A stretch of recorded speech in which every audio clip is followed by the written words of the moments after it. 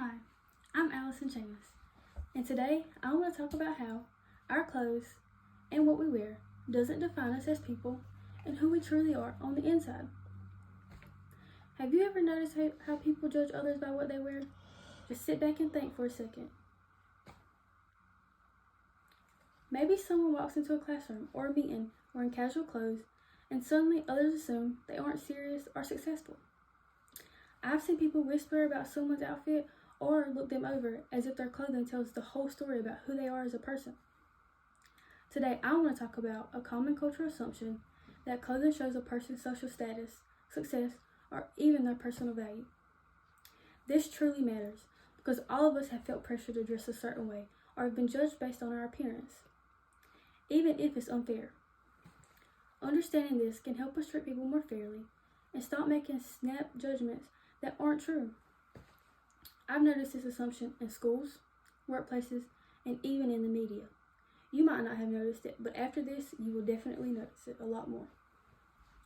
I've seen how this can make people feel excluded, stressed, or even judged for something completely out of their control. First, I'll explain the assumption itself.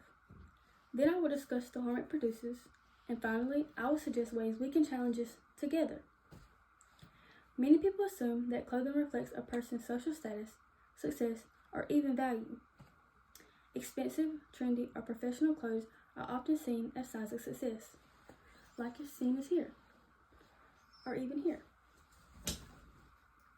For example, in many workplaces, someone wearing a well-tailored suit, like I have just shown you, might automatically be overlooked or considered competent or important, while someone in simpler clothes may be overlooked, as seen here, even if they are just as talented and as hardworking as the person wearing the more tailored suit. Fashion trends and brand names are often used to judge importance, and these judgments are usually unconscious, but they can have a real impact. On the other hand, casual or inexpensive clothing, like I also have just shown you, is sometimes judged as lazy, unprofessional, or unimportant. I've seen students or co-workers excluded or treated differently simply for wearing simpler clothes, and this assumption creates unfair social pressure and judgment that affects how people feel about themselves. This assumption can cause real harm. People feel pressure to spend money they don't have just to fit in, which can create financial stress, especially for students or young professionals. Think about how many teenagers or young adults save up just to buy trendy sneakers or expensive jackets, believing that their clothes make them accepted or respected. It also teaches materialism over personal values, implying that the worth of a person comes from what they wear rather than who they are. Judging people by their clothing can lead to exclusion or even lost opportunities. People may be overlooked for jobs, promotions, or even friendships based on their appearance. In some cases, someone might be very talented or hardworking, but if they don't dress a certain way, others might not notice or even give them a chance. That's a huge loss, not only for that person, but for everyone around them who could benefit from their skills and contributions.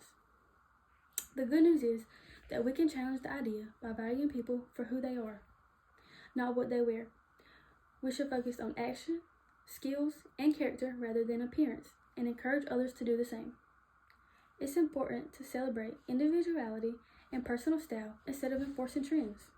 For instance, workplaces can encourage employees to dress comfortably while still being professional, and schools can allow students to express themselves through their clothing without fear of judgment.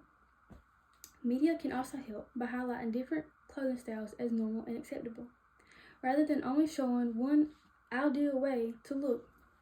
When we do this, we reduce the pressure to conform and make it clear that worth comes from effort, kindness, and abilities, not price tags or even labels. As we can see, clothing does not define a person's worth. We've talked about the assumptions that clothing reflects values, the harm it causes, and how we can challenge it by focusing on actions, character, and inclusion. If we stop judging people by their clothes, we create a world where everyone feels accepted and valued for who they are on the inside, not by the price tag on their shirt. Remember, what truly matters is our character, not our closet. By thinking this way, we make room for fairness, confidence, and respect for everyone. Next time you see someone, try to notice their actions and what they do, rather than the outfit they're wearing. You might be surprised at what you discover. Thank you.